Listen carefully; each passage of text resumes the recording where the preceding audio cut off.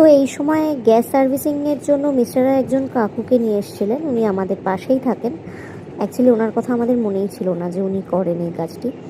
উনি গ্যাসটা চেক করছিলেন, আমি পাশে দাঁড়িয়ে দেখছিলাম, আমরা দুজনেই দেখছিলাম। হঠাৎ করে একটু সমস্যা বুঝতে পারলাম। আমরা একটু ভয়ই পেয়ে গেলাম অনেস্টলি, কারণ আগে এমন হয়নি, এমনভাবে কেউ চেক করেনি বা সার্ভিসিং এইভাবে করতে দেখিনি। কী হবে বুঝতেই পারছিলাম না। উনি বললেন ছোট্ট একটা ইস্যু, কিন্তু তখন আমার তো টেনশন হয়ে গেছে, মনে হচ্ছিলো বড় কিছু না হয়, বিকজ উনি যেভাবে করছিলেন কাজটা।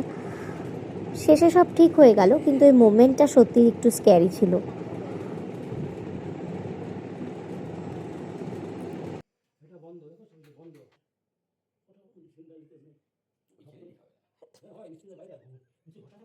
জল লাগে তো, এটা রং করে ছাড় দিয়েছে। এইসব চেক করতে গেলে তোমার খোলা মাঠে নিয়ে গিয়ে করতে হবে, বুঝলে?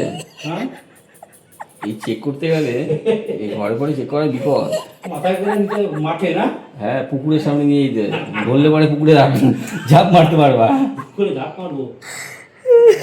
সব ঠিক আছে তো, কাটতে কাটে লাগাই দিয়ে এখনই বন্ধ করে সব আমি কেমন লাগাই দিই কাজটা।